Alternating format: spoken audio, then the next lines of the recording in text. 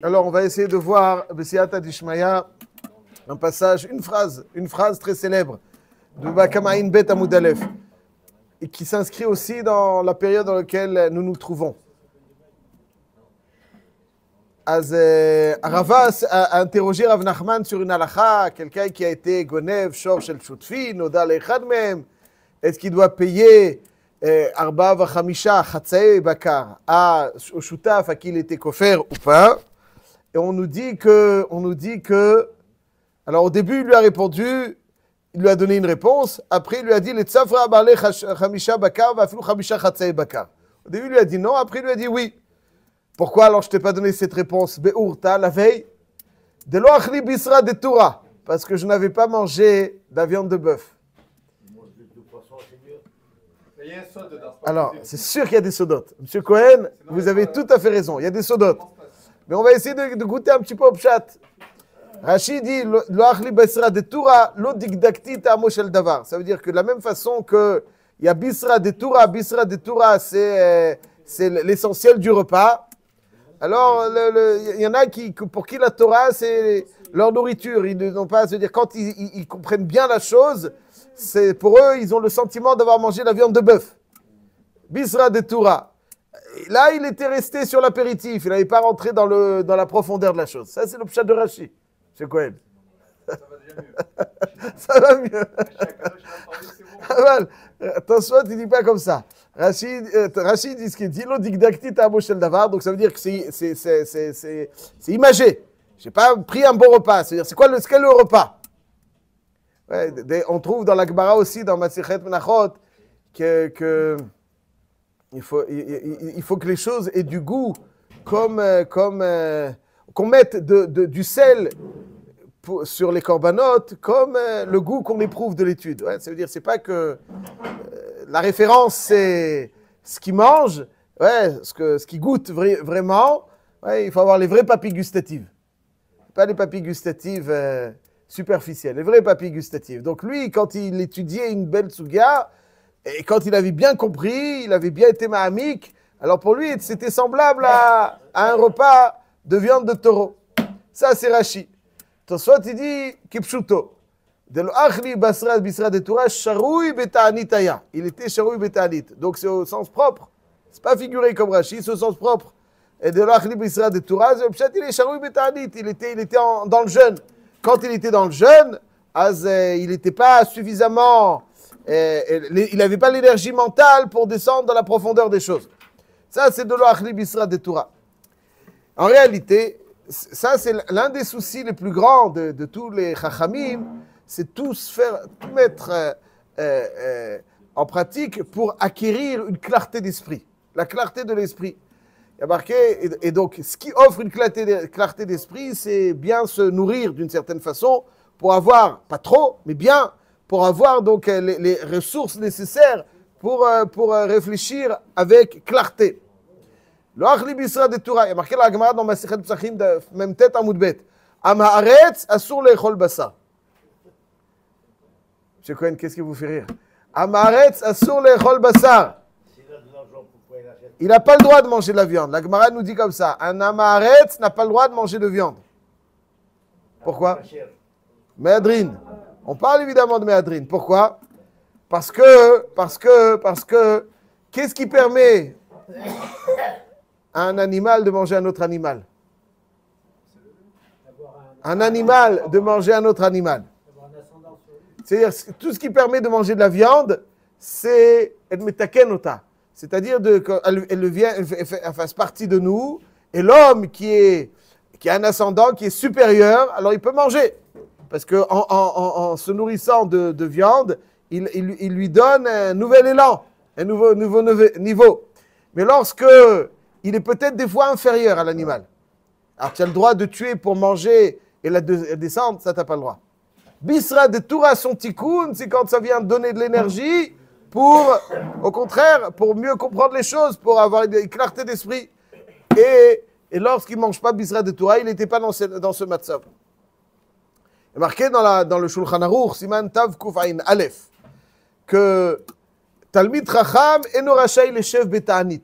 Quelqu'un qui va moins étudier quand il est dans le jeûne, ça veut dire Torato Manuto, il doit pas jeûner. Mipnei shebemaet bimlechet shamaim. Alors, les Arba Taniot, oui, les Arba Taniot, ça c'est tout le monde. Et là, il ken kshatzibur mitanim, shelo yifrosh behem. Aval, Talmid Racham, s'il dit je veux jeûner parce que pour une raison quelconque, Shulchan Aruch il dit asur lecha litanot. Pourquoi? Parce que tu amoindris donc les efforts.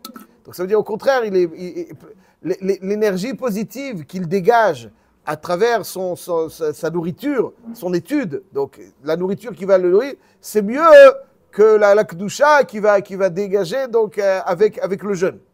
Ouais, avec le jeûne. Il y a marqué dans le Mishnah Brura que même celui qui ne doit pas jeûner pour des raisons de santé, etc., il dit quand il a envie encore de manger, stop. Mosher yado mimenu, ze nershav gam ken le sigouf. Ça aussi c'est considéré un sigouf. Et donc, voilà. Merci beaucoup. Non, mon truc, un gâteau là, donnez-leur. Viens. Donc ça aussi c'est considéré un sigouf pour voilà.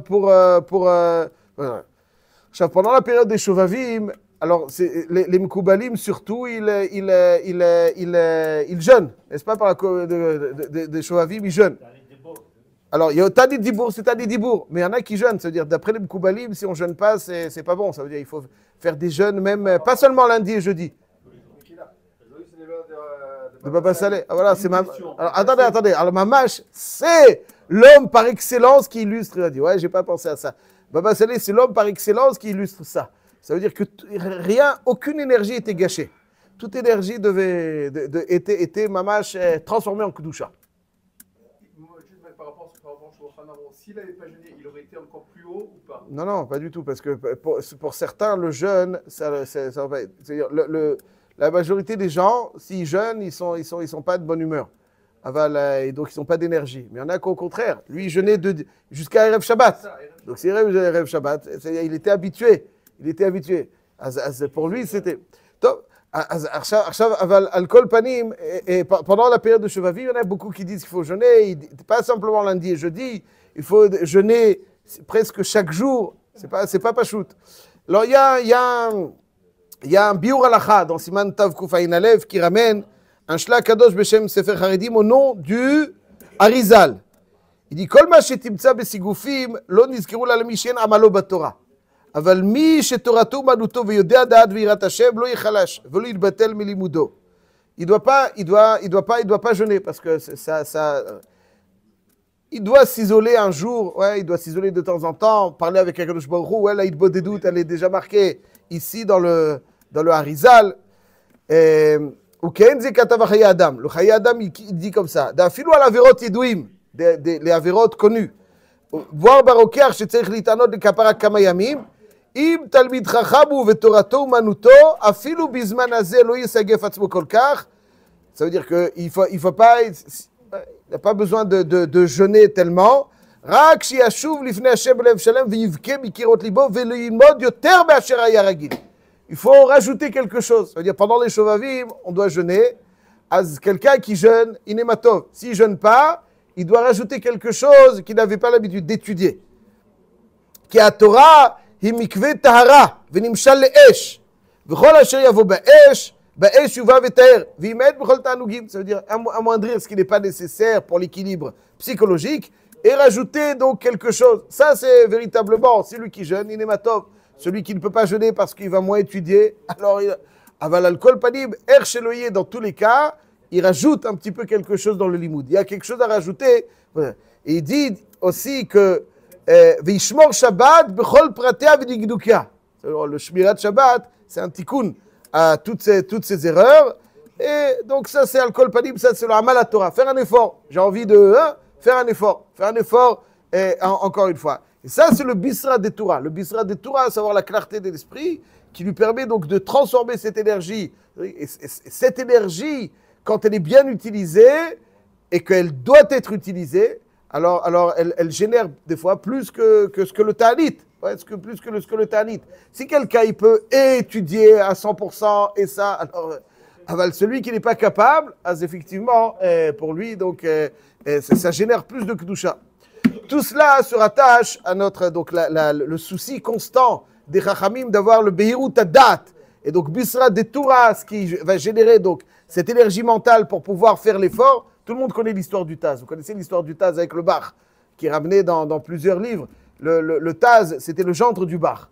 Et le bar s'est engagé à fournir une quantité de viande à son gendre pour lui permettre d'étudier Bisra de Torah, pour transformer cette force en énergie de l'imoud de Torah. Et un jour, il lui a donné du poumon au lieu de lui donner de la viande. Et le Taz, ça va vous surprendre, mais attendez, il convoque son beau-père en din Torah. Est-ce que le poumon, c'est de la viande ou pas? C'est pas de la viande, vous dites. Vous mangez pas. Il dit que tu n'as pas respecté ton engagement. Ton engagement, c'est de la viande. Tu m'as donné du poumon. Le Bédine a été possède que le poumon aussi, à l'époque, il mangeait le poumon dans les soupes, etc. C'était bon. Après, on va voir le Taz, on lui dit franchement, comme ça, tu es ouvert au toit din Torah. Hein? Alors, il dit le Taz, il y avait un kitrouk dans le ciel, sur le bar. Pourquoi? Parce que il a moins étudié le Taz, moins bien étudié, il n'avait pas les forces pour bien étudier. Donc parce qu'il il a manqué à son engagement, il a une part de responsabilité dans sa baisse de limoud. Il y avait un kitroug. Il dit, quand on va à Bifne Beddin Shel Mata, ils ont été poskim comme lui. Alors ça y est, Beddin Shel Mala, vous avez vu, ils sont poskim comme ça, donc il n'y a plus de kitroug sur lui. Ça, c'est donc c'est pour dire à quel point le bisra de Torah, il est important. À chaque fois, c'est-à-dire qu'à chaque énergie, quelqu'un dit, ouais, je ne veux pas. Mais tu génères moins de Torah si tu génères moins de Torah. Donc, il faut aller jusqu'au bout de l'énergie qu'on a. D'après le Taz, son étude était tellement intense que je crois que Nefesh HaChaim, il ramène dans son livre que une fois, il y a une femme qui est venue le voir, elle avait un petit très mal. Et elle lui dit, priez pour mon fils. Et le Taz, il était en train d'étudier. Lui dit, bon, 1 minute de mon limoud, je le donne, la refoua shelema. Ça a été moyen. Comme ça, il ramène le Nefesh HaChaim dans son livre. Ça, c'est donc le koach de transformation de l'énergie en Kedusha, qui, des fois, quand elle est bien utilisée, pas gâchée, pas gaspillée, elle est plus grande que le... Voilà. Ouais, Monsieur Cohen, il va profiter de ça pour... voilà. Chazak ou Baruch. Cher quoi, vous avez... Monsieur Okawa aussi, aujourd'hui, c'est le thème du jour. C'est le thème du jour. Hazak ou Baruch. Ceci étant, ça nous permet de rebondir sur un passage de la paracha. C'est-à-dire la clarté de l'esprit, à quel point donc tout doit être utilisé pour se transformer en énergie mentale, pour qu'il permet d'avoir une clarté la plus grande possible. C'est le souci des Chachamim. Mais marqué dans le passage, je dis très rapidement, Boel paro, כי אני הכבדתי את ליבו ואת לבדיו למען שיתי אותותיי אלה בקרבו. ולמען תספר באוזני בנך ובן בנך את אשר התעללתי במצרים, ואת אותותיי אשר שמתי בם. Hachem, il dit à Moshe Rabbeinu, va chez Paro, parce que tu sais pourquoi je te demande d'aller chez Paro? Parce que j'ai endurci son cœur. Va ouvrir la porte, elle est fermée. À quoi ça sert? Boel paro, כי אני הכבדתי. Alors il dit, parce qu'il y a un message éducatif de tout premier ordre, de toute première importance à donner, à transmettre. À travers cette situation où tu vas toquer à la porte de Paro et il est complètement intraitable et entêté, c'est un enseignement de tout premier ordre qu'il faut transmettre à nos enfants. Qu'est-ce qu'il faut transmettre à nos enfants? Qu'est-ce que je regarde? Mon fils, il va regarder Paro, il va dire c'est un garnement, un gamin qui comprend rien. Ouais, nous, on le regarde comme un petit clown.